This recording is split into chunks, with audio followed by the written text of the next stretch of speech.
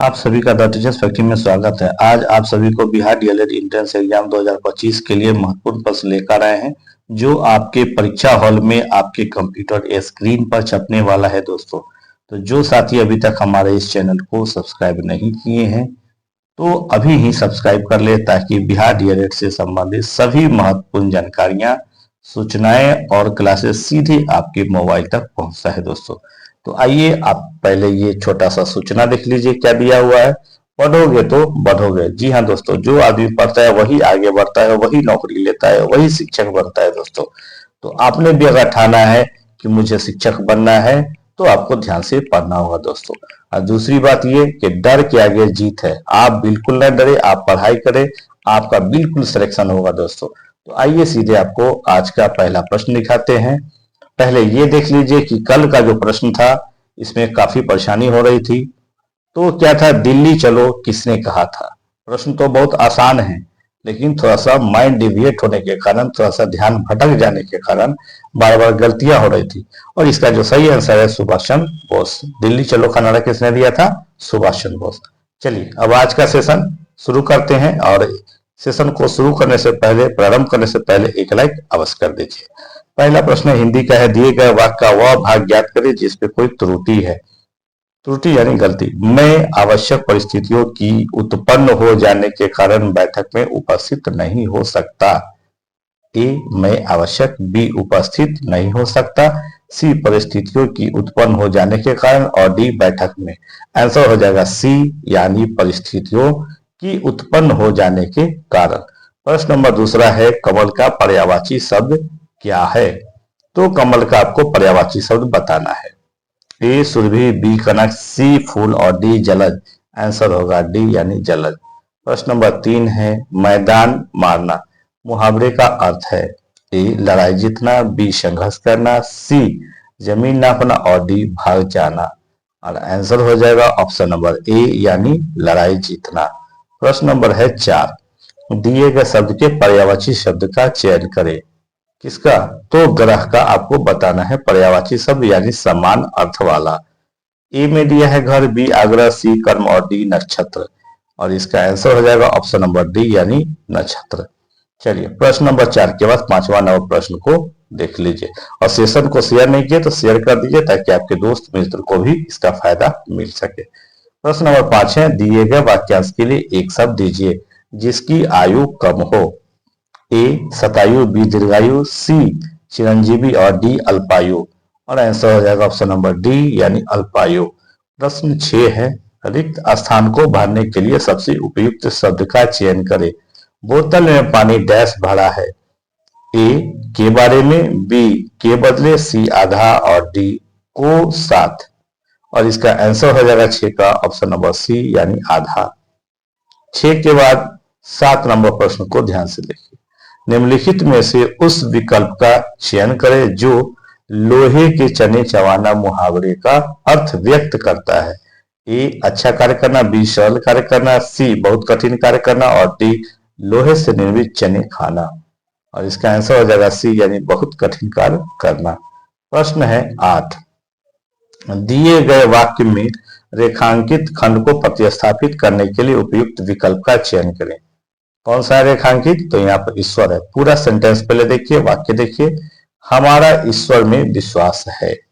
और इसके लिए आपको 4 ऑप्शन यहाँ पे मिल जाता है। चारों ऑप्शनों को ध्यान से देख लीजिए। ए में दिया है शंकर, बी में है विष्णु, सी भगवान और डी कृष्ण। और इसका जो आंसर हो जाएगा ऑप्शन नंबर सी, यानी भगवान। प्रश्न नंबर है अब 9, प्रतीक्षा युक्त प्राप्ति की तीव्र इच्छा। वाक्यांश के लिए दिए गए विकल्पों में से उपयुक्त शब्द चुनिए। बस इसी का आपको बता देना है, अनेक शब्दों का एक शब्द।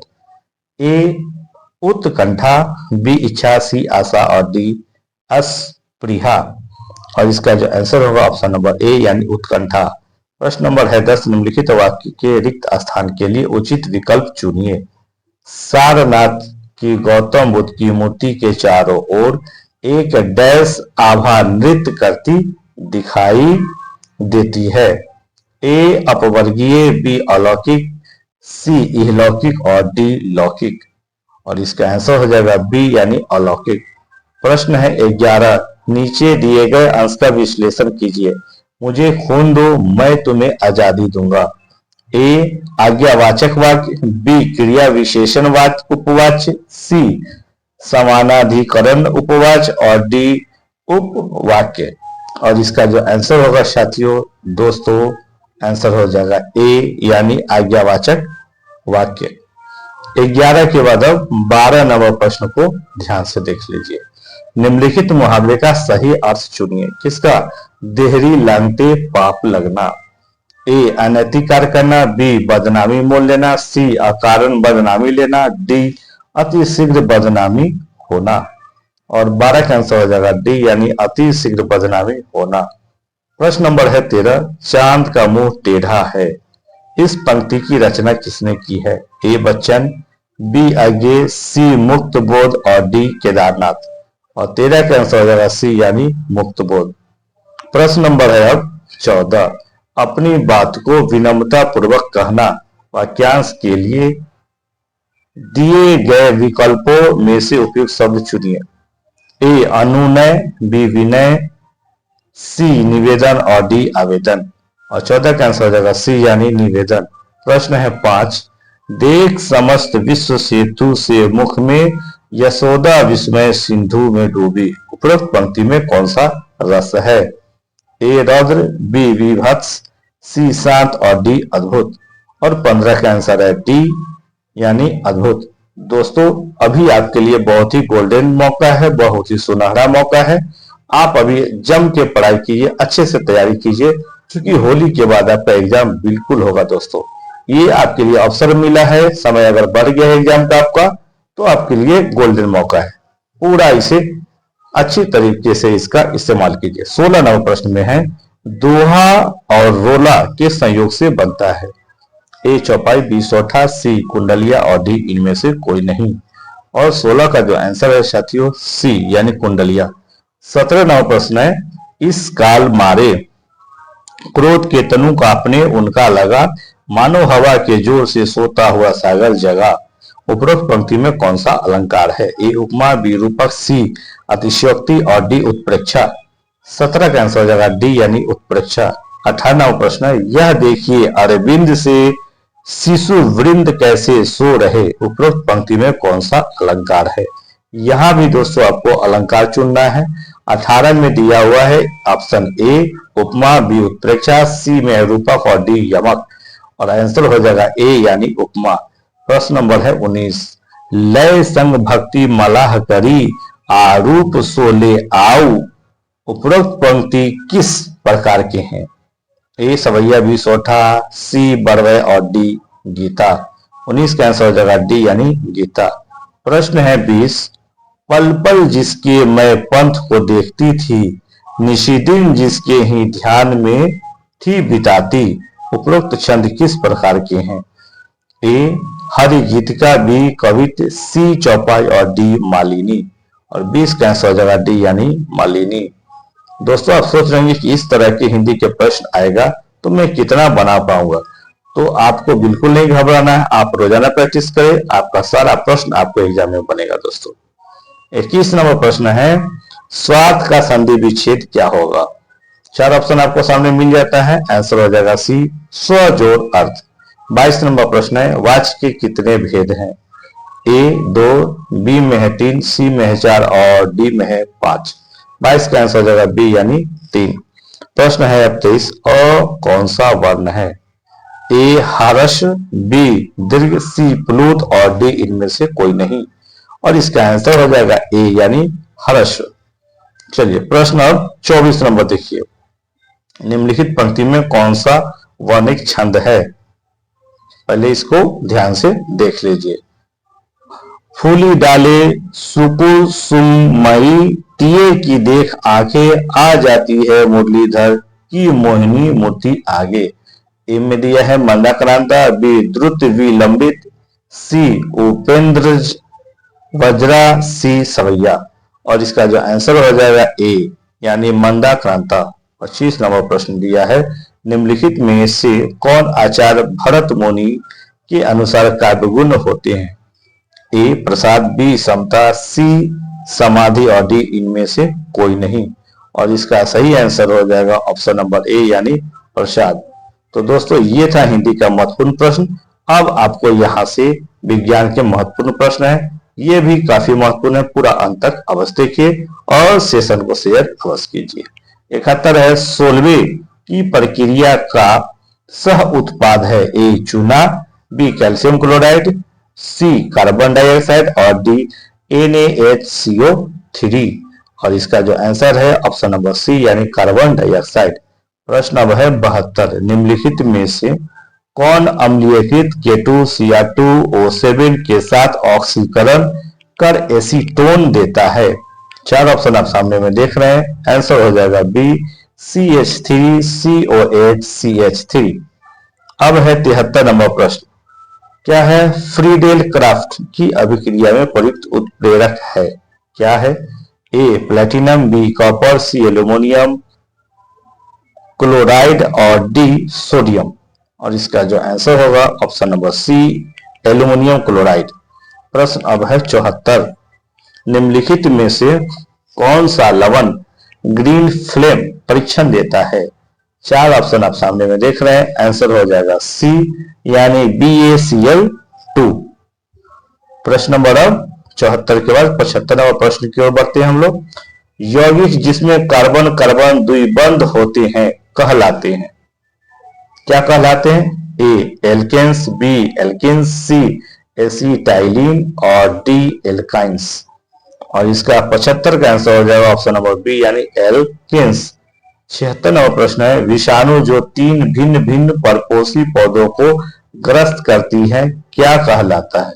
ए साइकोफेज, बी T2 बैक्टीरियोफेज, सी LPP1 और डी प्रोफेज। और इसका आंसर हो जाएगा सी यानी LPP1। अब आइए 76 के बाद 77 नंबर प्रश्न, माइकोप्लाज्मा विषाणु से भिन्न है क्योंकि यह संवेदनशील है? ए प्रोटीन्स पर, बी शर्करा पर, सी एमिनो अम्ल पर और डी टेट्रासाइक्लिन पर। और 77 का आंसर हो जाएगा डी यानी टेट्रासाइक्लिन पर। अब 78 नंबर प्रश्न है, सापेक्ष परागकण उत्पन्न होते हैं? ए साइकस में, बी गिनिगो में, सी पाइनस में और डी जिम्नोस्पर्म में। और इसका सही आंसर है सी यानी पाइनस में। आइए 78 के बाद हम लोग अगला नंबर प्रश्न 79 देख ले ध्यान से। अगर पूरा प्ररोह रूपांतरित स्वांगी कारक फलन है तो यह है, क्या होगा? ए फाइलोड, बी क्लेडोड, सी एस्टिपुल और डी फाइलोक्लेड। और इसमें से आंसर हो जाएगा ऑप्शन नंबर डी यानी फाइलोक्लेड। प्रश्न अब है 80, आलू का अग्रशीष यानी अर्ली ब्लाइट इसके द्वारा उत्पन्न होता है? ए में दिया है अल्टरनेरिया, बी फाइटोफ्थ थोड़ा, सी में है पेरिनोस्पोरा और डी राइजोपस। और 80 का जो आंसर होगा साथियों ए यानी अल्टरनेरिया। ठीक है, ये थोड़ा बायोलॉजी का टर्म है तो इसे ध्यान से पढ़िएगा तो याद हो जाएगा। चलिए 80 के बाद अब आप आइए 81 नंबर प्रश्न, साधारणतया मनुष्य में पाए जाने वाले पोर्क टेपवर्म है?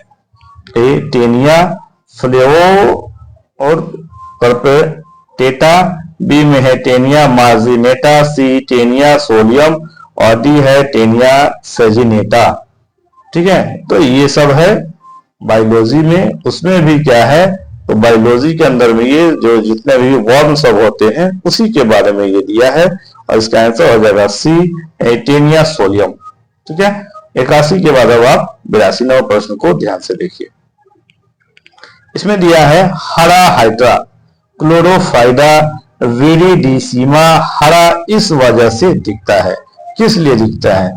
तो 4 ऑप्शन दिया, ए क्लोरोफिल की उपस्थिति, बी रंजक कार्य की उपस्थिति, सी क्लोरेला वल्गेरिस के साथ सहजीवी सहसंबंध और डी आसपास के पानी का रंग।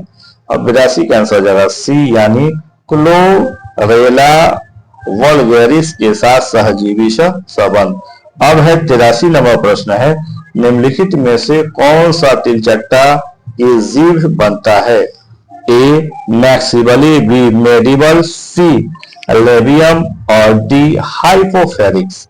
और 83 का आंसर हो जाएगा डी यानी हाइपोफेरिक्स। 84 नंबर प्रश्न है, प्लाज्मोडियम वाइवाक्स मानव में अंततः परोपजीवी है और पाया जाता है?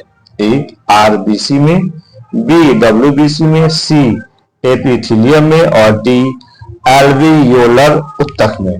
और 84 का आंसर हो जाएगा ए यानी आरबीसी में। 84 के बाद अब 85 नंबर प्रश्न को भी ध्यान से देख लीजिए। 85 में दिया है, इसकी मुख गुहा में रेडुला पाया जाता है?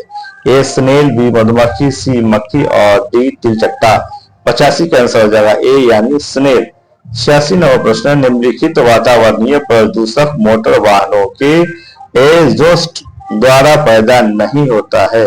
A hydrocarbon gas, B carbon monoxide, C sulphur dioxide और डी फ्लाई एश। और 86 का आंसर हो जाएगा ए यानी हाइड्रोकार्बन गैस।